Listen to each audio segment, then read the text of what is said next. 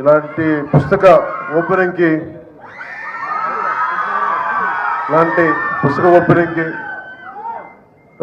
సహజంగా ఇవి కొంచెం సాయంకాలాల పూట పెట్టుకుంటాం, కొంచెం అందరూ నిదానంగా వస్తారని.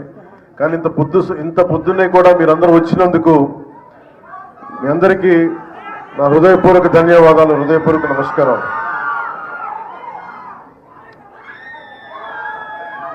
అంటే ఇక్కడ ఇందాక విజయ్ కుమార్ గారు చెప్పినట్టుగా ఇక్కడ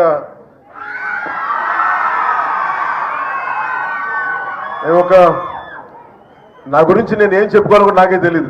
నేను యాక్టరా, ఒక డిప్యూటీ సీఎం, పార్టీ హెడ్, నాకు ఏం చెప్పుకోవాలో నాకు తెలియదు. ఖచ్చితంగా ఒకటే చెప్పగలను, రచయితను అయితే కాదు, అందరూ చెప్పగలను విజయ్ కుమార్ గారు చెప్పినట్టు. కానీ పుస్తకాలు ఏంటి పనిచేస్తాయి, ఎలా పనిచేస్తాయి మన మీద అంటానికి, books are the training weights for the mind. శారీరక దారుఢ్యాన్ని పెంచుకోవడానికి కసరత్తులు చేస్తాం. మానసిక దారుఢ్యాన్ని పెంచాలి అంటే, మానసిక పరిపక్వత రావాలి, లేదంటే విస్తృతమైన ఆలోచనాన్ని పెంపొందించుకోవాలంటే ఖచ్చితంగా పుస్తకాలు చదవాలి. ఇది నాకెవరో ఆయన ఇంగ్లీష్ క్లాసిక్స్ కానీ తెలుగు రామకృష్ణ పరమహంస పుస్తకాలు చదువుతూ ఉండేవాళ్ళు, అలా నాకు అలవాటైంది.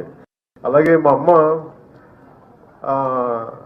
నాకు చెప్పిన నవల మొట్టమొదటిగా ఒకటి నాకు చందమామ చదివేవాడిని. అంటే ఇవన్నీ ఎందుకు చెప్తానంటే, అంటే పుస్తకం ఎందుకు గొప్పదని చెప్పడానికి, లక్ష్మీపూరి గారి గురించి చెప్పడానికి ముందు కొంచెం ఇంట్రొడక్షన్ అవసరం కాబట్టి చెప్తాను. ముందు పుస్తకాల గురించి. మా అమ్మ నాకు ఇచ్చిన పుస్తకం ఒకటి చివరికి మిగిలేది, అది మా అమ్మ ఇచ్చింది. మా అమ్మ పెద్ద కూర్చోబెట్టి కాలేజీ ఏం చదువుకోలేదు, కానీ ఆవిడ 7th 8th ఆపేసింది, కానీ ఆవిడ చదవడం ఆపలేదు మా అమ్మ. మా నాన్నగారు కూడా అంతే. సో ఇంట్లో చదివితే సహజంగానే ఆ వాతావరణంలో ఉండే అది నాకు ఇచ్చింది. ఇందాక సత్యకుమార్ గారు మాట్లాడుతూ పవన్ కళ్యాణ్ ఏదైనా ప్రభావం ఉంటుంది సమాజం ఇతర పుస్తకం అంటే, నాకు కంప్లీట్గా నేను భారతీయ మన ఆలోచన విధానంతో ఆర్ఎస్ఎస్ లాంటి ఒక బలమైన దేశభక్తితో కూడిన ఆర్గనైజేషన్ నుంచి వచ్చిన మాకు అసలు చెగివేరా అంటే కమ్యూనిస్ట్ చౌదరీలు అంటే మాకు పడదు. అలాంటిది ఏదో ఒక సినిమాలో పెడితే మేము ఏంటని నేను చదివాను, తెలుసుకున్నానంటే ఇవన్నీ ఏంటి నేను ఎట్లా ఆలోచిస్తానంటే, నాకు దేశభక్తి ఎవరు చెప్పక్కర్లేదు. దేశభక్తి should be innate responsibility for anyone who is Born in this country, to the matter anyone in which ever country they were born. అది బేసిక్. దాని గురించి మనం చెప్పించుకుంటున్నామంటే మనం సరిగ్గా లేవు, దృష్టి పెట్టట్లేదు. అలాగే నేను జడ్జిమెంట్ చేయను, whether I leftist or rightist. నేను ఎప్పుడు జడ్జిమెంట్, నేనేమని చెప్తానంటే సమతుల్యత, ఇట్స్ అ బ్యాలెన్స్. ప్రపంచం మనం కూర్చోబెట్టి మన ఎక్స్ట్రీమ్ లెఫ్ట్ ఎక్స్ట్రీమ్ రైట్ అంటే పనిచేయదు. సో నేను అందుకని ఈరోజు నేను పాలిటిక్స్కి వచ్చినా, పుస్తకాలు చదివినా, అది ఎవరికో చెప్పడానికో ఈరోజు పంచుకుంటాను. కానీ నా ఆలోచన ప్రతిసారి ఏముంటుంది, నేను మన విజయవాడ ఇలాంటి వచ్చినప్పుడు నేను కమ్యూనిస్టులతో మాట్లాడతాను, లేదంటే రైట్ వింగ్ మారిపోయాడు ఇట్లాంటి నేను ఎప్పుడు అట్లేదు, ఎప్పుడు ఒకటేలా ఉన్నాను. కాదేంటంటే నేను ఎప్పుడు ఆ బ్యాలెన్స్ని చూసుకుంటా ఉన్నాను.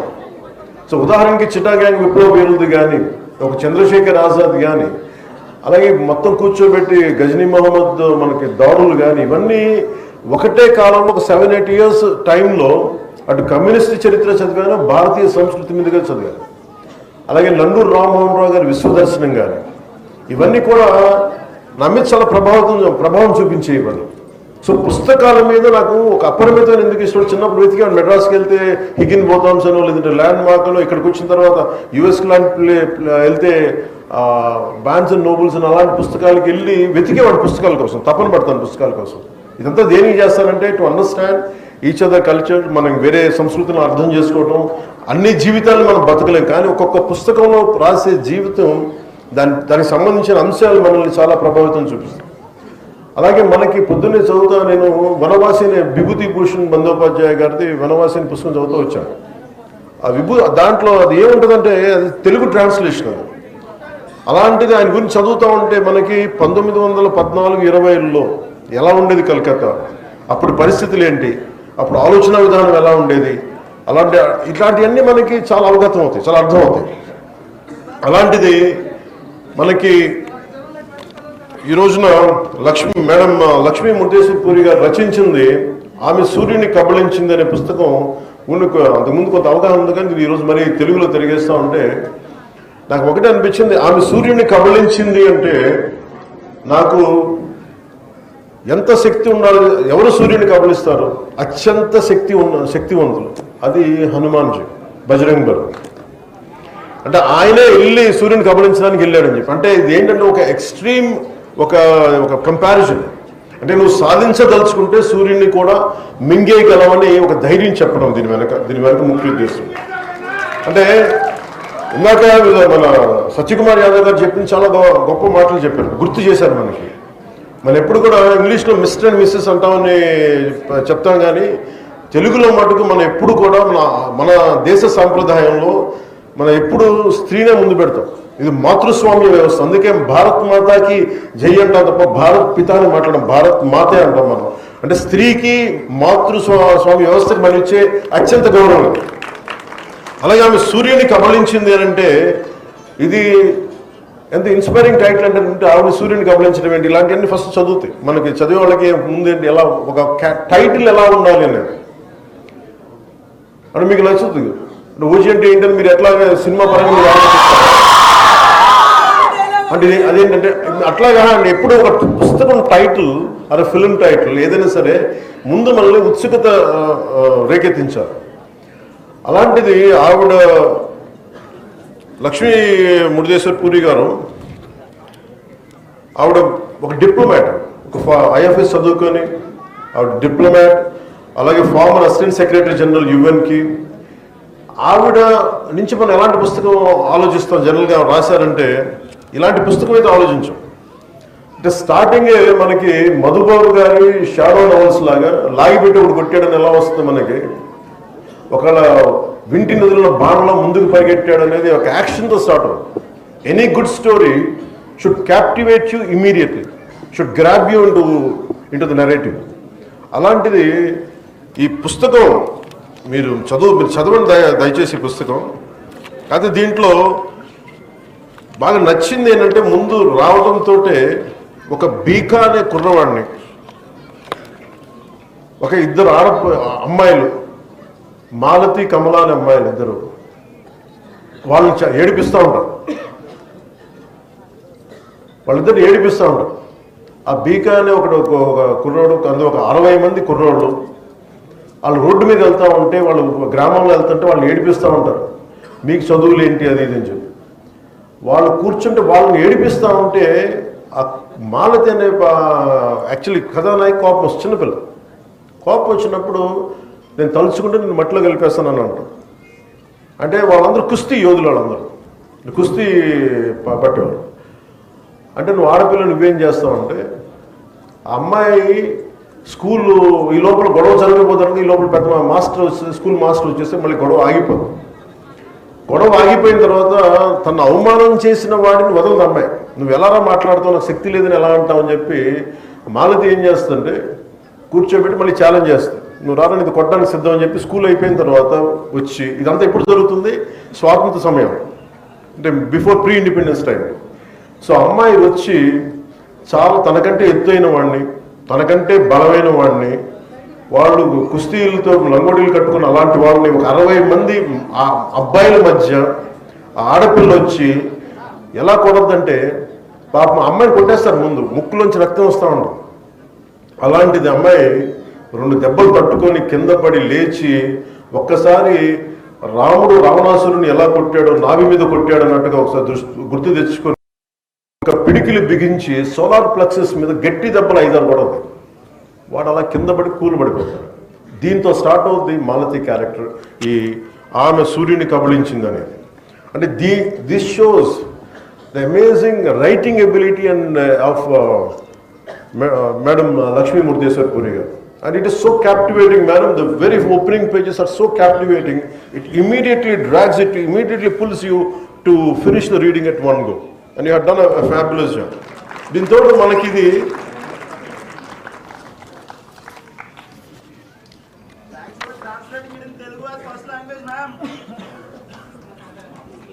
People are thanking ma'am. అంటే ఈ నవల నాకు అనిపించింది ఏంటంటే, ఈ నవల నాయిక మాలతి జీవిత గారి ద్వారా రచయిత్రి భారత స్వాతంత్ర పోరాటం, మహిళా సాధికారత, ఆనాటి సామాజిక పరిస్థితుల్ని మనకి ఇందాక మీరు చెప్పినట్టుగా చాలా మనకి మన ఎమోషన్స్ దగ్గరగా ఉండేలాగా కళ్ళకట్టినట్టు చేపించారు. అలాగే మాలతి ధైర్యం, మేధస్సు, భారతీయ మహిళ తాలూకు ఆత్మగౌరవానికి ఒక ప్రతీక. ఆడపిల్ల చదువుకోవడం నేరంగా చూసే కాలంలో ఆవిడ విద్యను అభ్యసించింది.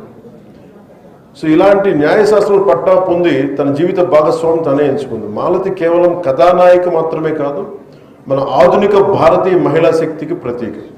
ఈ నవల చరిత్ర, రాజకీయాలు, భావోద్వేగాలను కలిపి చాలా అద్భుతంగా నడిపిస్తుంది. స్వాతంత్ర పోరాటం నుంచి స్వాతంత్రానంతరం వరకు సాగిన ఈ దేశ ప్రయాణాన్ని మన ముందుంచుతుంది. ఇలాంటి నవలని రాయడం చాలా కష్టం. కానీ దీంట్లో మీకు జిడ్డు కృష్ణమూర్తి గారి క్యారెక్టర్స్ వస్తాయి. అంటే ఇవన్నీ అది మనకు చాలాసార్లు మన హిస్టారికల్ క్యారెక్టర్స్ని రీవిజిట్ చేస్తే ఎలా ఉంటుంది అనుకొస్తాం. మనం వెళ్ళి ఈ వ్యక్తిని, గాంధీ గారిని మనం వెళ్ళి మన దగ్గర ఉన్న మనకు తెలిసిన క్యారెక్టర్ ఒకటి కలిస్తే ఎలా ఉంటుంది, ఇలాంటివన్నీ అవన్నీ కూడా చాలా ఎక్స్ట్రీమ్లీ ఒక క్రియేటివ్ ఎబిలిటీస్ తోటి ఆవిడ దీన్ని జోడించిన విధానం చాలా చాలా చాలా చాలా అద్భుతంగా ఉంది. అలాగే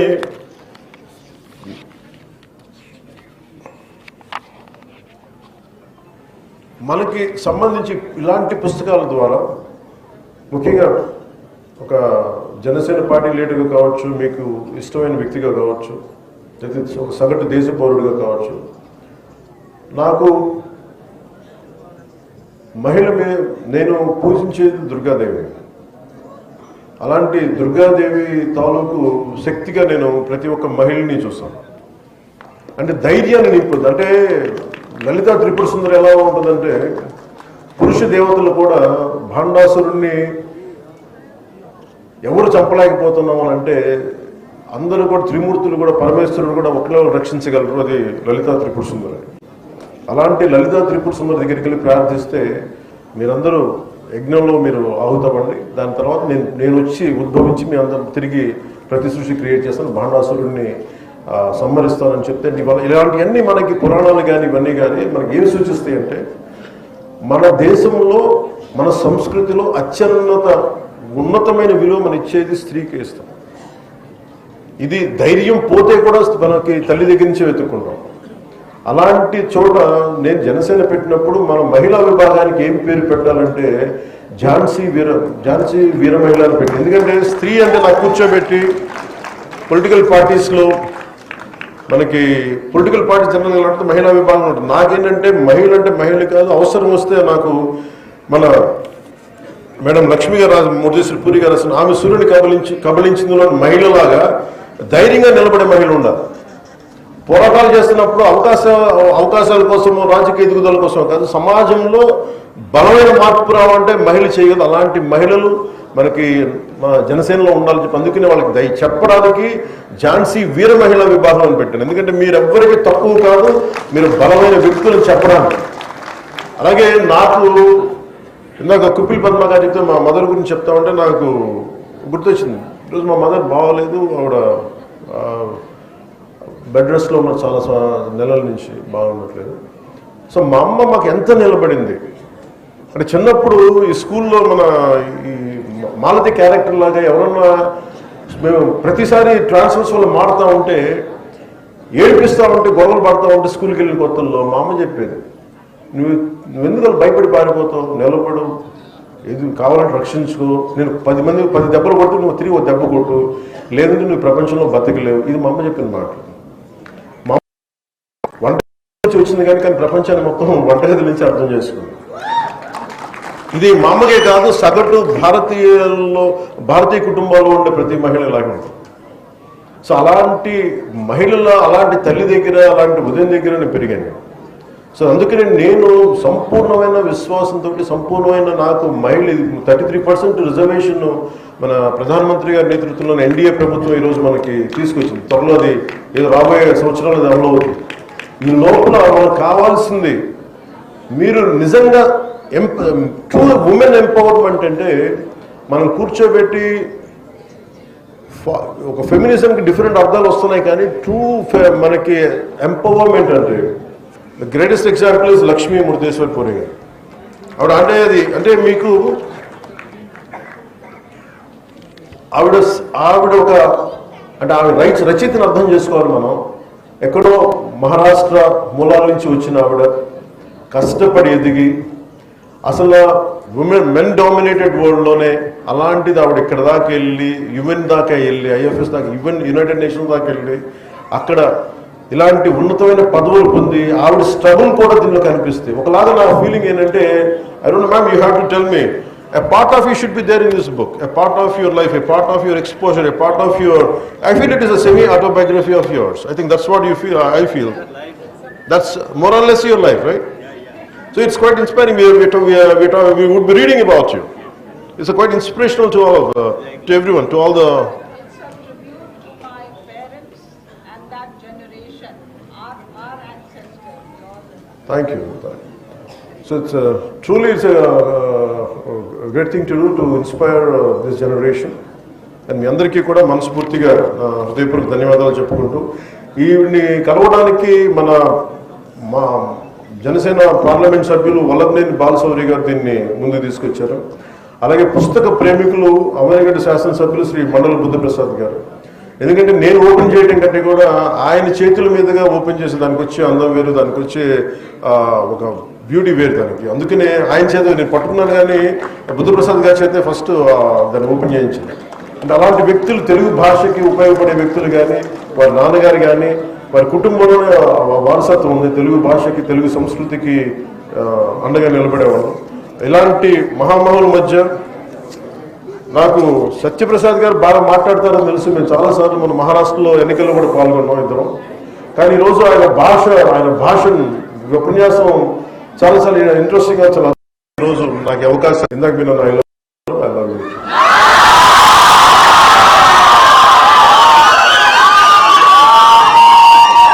అందరికీ ధన్యవాదాలు తెలుపుకుంటూ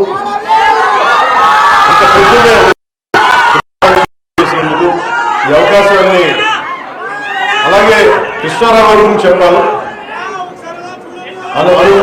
కవి సీనియర్ జర్నలిస్టు అప్పాసు కృష్ణారావు గారి గురించి ఒక గొప్ప పుస్తకం రాయొచ్చు, కానీ దానిని తెలుగులో అదే స్థాయిలో అనువదించాలంటే చాలా చాలా కెపాసిటీ కావాలి, అంటే చాలా దగ్గరగా తీయాలి. సో వారికి నా ప్రత్యేక ధన్యవాదాలు తెలుపుకుంటూ మీ అందరికీ పేరు మీ అందరికీ